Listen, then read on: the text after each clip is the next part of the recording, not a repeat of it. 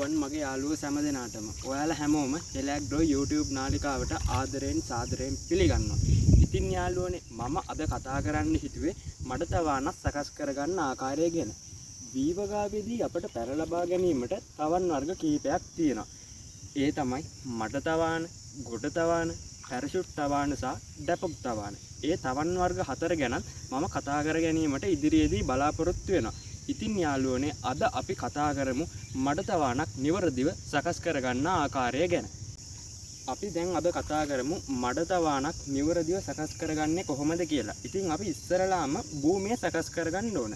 ඉතින් මඩතවාන සකස් කරගන්න කලින් මාසයකට පෙර තමයි මම මේ භූමිය සකස් කරන වැඩ කටයුතු සිදු කරන්නේ. ඉතින් මම මගේ භූමිය ඉස්සරලාම මීට මාසයකට කලින් ඩිස් කිරීම සිද්ධ කරනවා. ඉතින් ඩිස් කිරීම සිද්ධ කරලා අදට සති 4යි. සති 4ක් ගත වුණ තැන තමයි මා විසින් මේ මඩතවාන සකස් කරගෙන තියෙන්නේ. ඉතින් යාළුවනේ මෙන්න මම මගේ මඩතවාන සකස් කරගෙන තියෙනවා. දැන් මම ඔයාලට කියන්නම් මේක සකස් කරගන්න ආකාරය පිළිබඳව.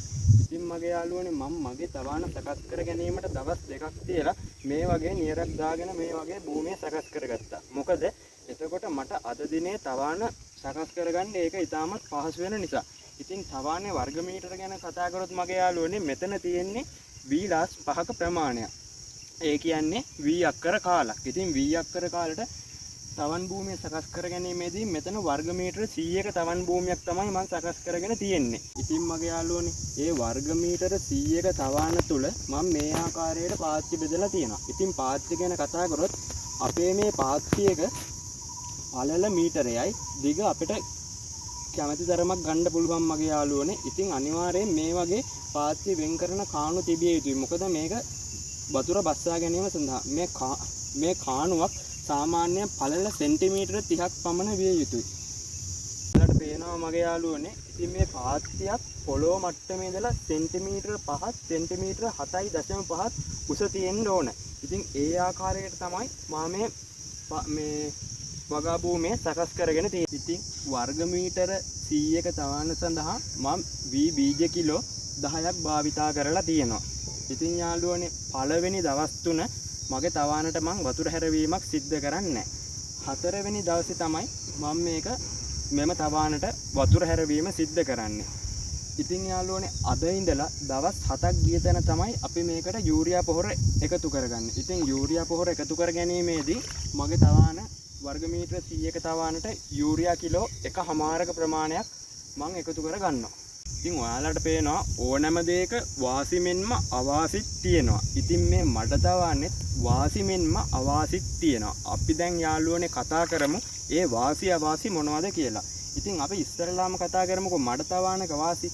මඩතවානක වාසිය තමයි මේක දින 17ක් එකම ක්ෂේත්‍රයක තියෙන හින්දා පැල ලබා ගැනීමේදී අපට ශක්තිමත් නිරෝගී පැල ලබා ගැනීමට පුළුවන්.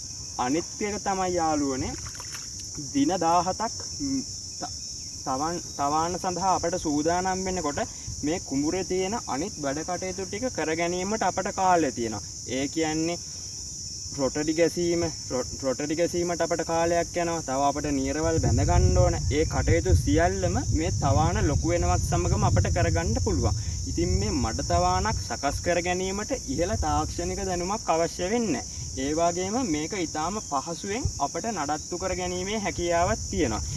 සාමාන්‍ය කෘෂිකර්මයේ වී ගොවිතැනේදී අපේ ගොඩක් ගොවි මහත්තුරුන් කරන්නේ වී බීජ ඉසින එක. ඉතින් එහෙම බලනකොට මේ ආකාරයට තවානක් සකස් කර ගැනීමේදී අපට යන උත්තර වී ප්‍රමාණ අඩුයි.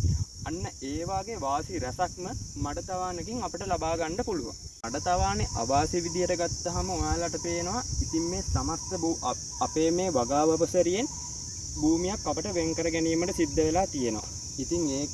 ඉතින් ඒක අපට තියෙන අවාසියක් මගේ යාළුවනේ.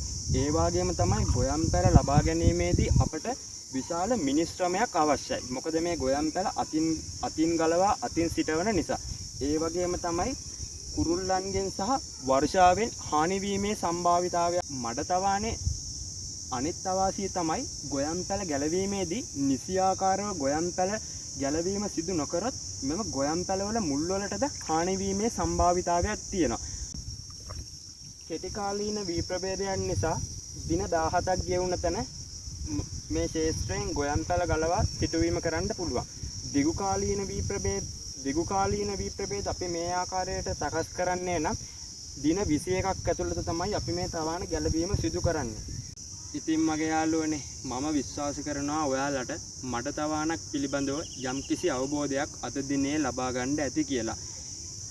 ඉතින් මේ මඩ තවාන සම්බන්ධවත් වීගොවිතැන සම්බන්ධවත් මගේ යාළුවන්ට යම්කිසි ගැටලුවක් තියෙනවා නම් ඔයාලට තියෙන ඕනම ගැටලුවක් මා සමග කතා කරන්න.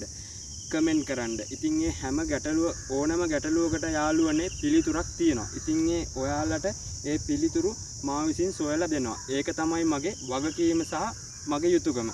බන්ද වීඩියෝ එකකින් ඔබ හමු වීමේ බලාපොරොත්තුවෙන් අදට මම ඔබෙන් සමුගන්නවා. සියලු දෙනාටම ආයුබෝවන්.